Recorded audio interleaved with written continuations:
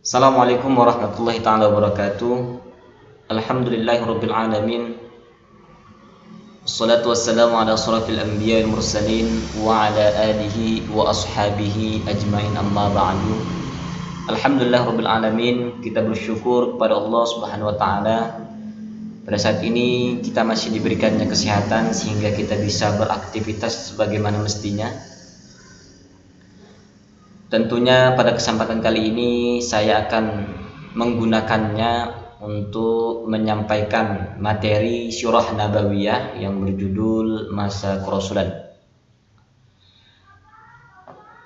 Sebelum kita berbicara lebih jauh mengenai masa kerasulan, tentunya saya akan membagikan 3 poin dalam proses penerimaan masa-masa kerasulan.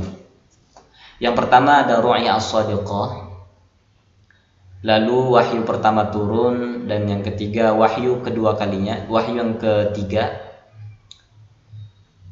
Yang pertama wahyu pertama ru'ya as-sadiqah. Ru'ya as-sadiqah ini adalah mimpi yang nyata. Hal ini terjadi 6 bulan sebelum Rasulullah SAW mendapatkan rahmat oleh Allah Subhanahu wa taala untuk mengemban amanah yang besar ini.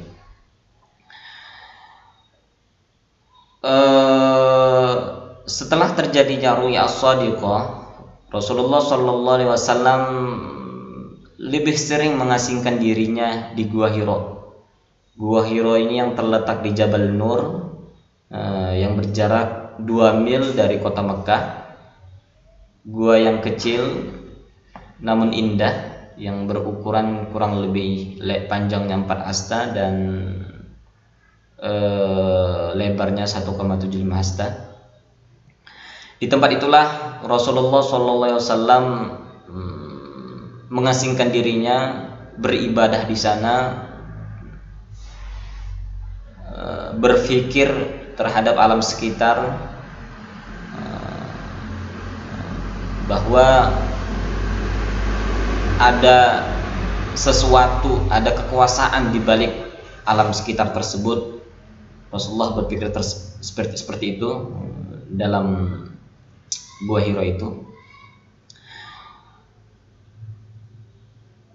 Rasulullah melakukan ini berulang kali. Setelah melesaikannya, dan beliau pun turun menemui istrinya Khadijah, lalu mengambil perbekalan dan kembali lagi ke Gua Hira, sampai pada masa wahyu pertama turun, tepatnya pada tanggal 21 malam Ramadan 610 Masehi.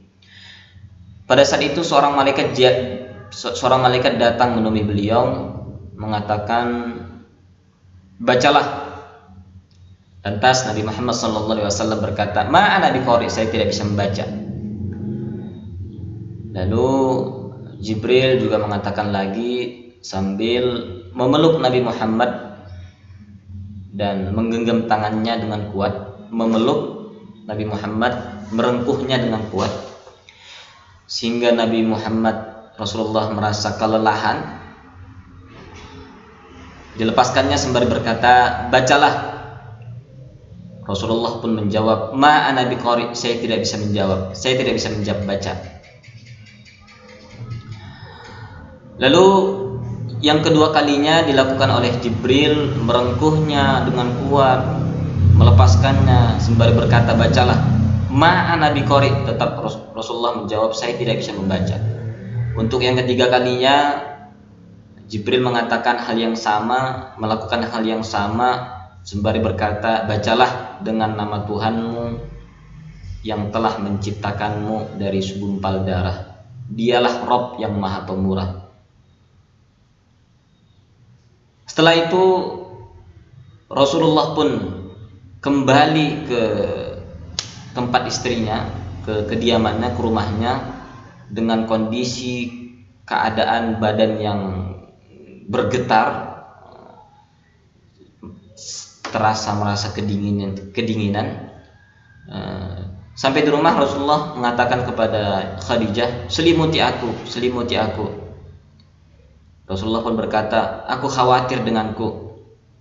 Lantas Khadijah pun seperti menyemangati, tidak akan, demi Tuhan bahwa engkau adalah hamba yang soleh, hamba yang memiliki sifat yang mulia, pemurah, engkau suka menolong, kurang lebih seperti itulah. Lalu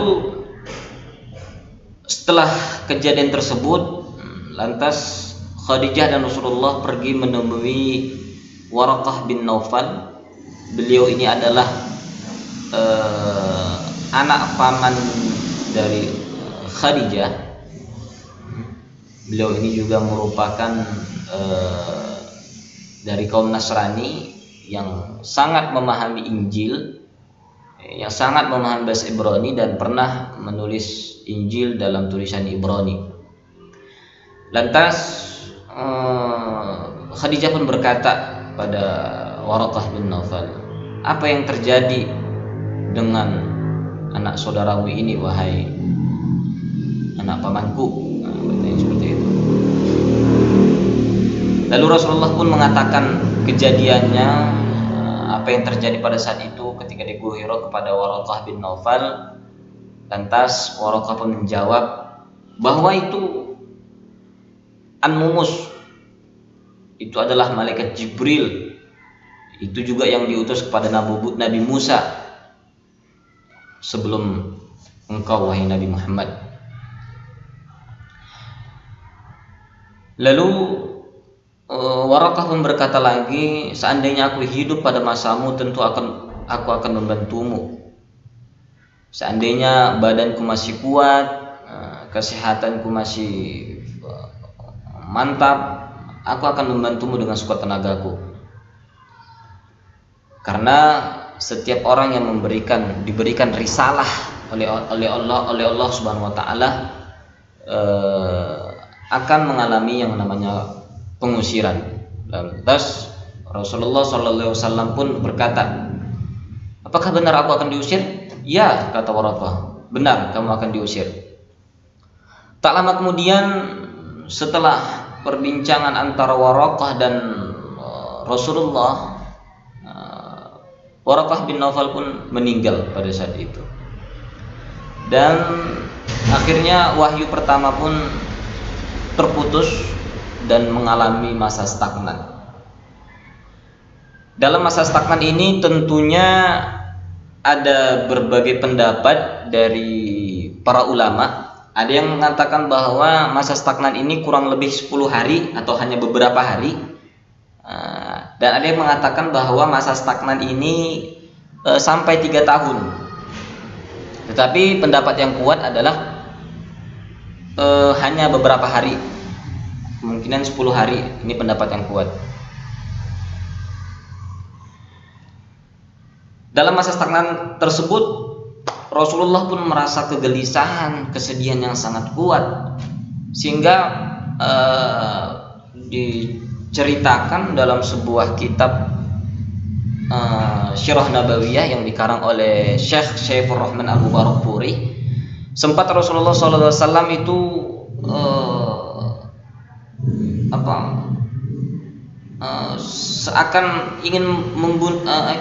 seakan ingin menjatuhkan dirinya, tapi ketika itu malaikat Jibril menampakkan wajahnya, wahai Nabi Muhammad, bahwa engkau adalah utusan Allah.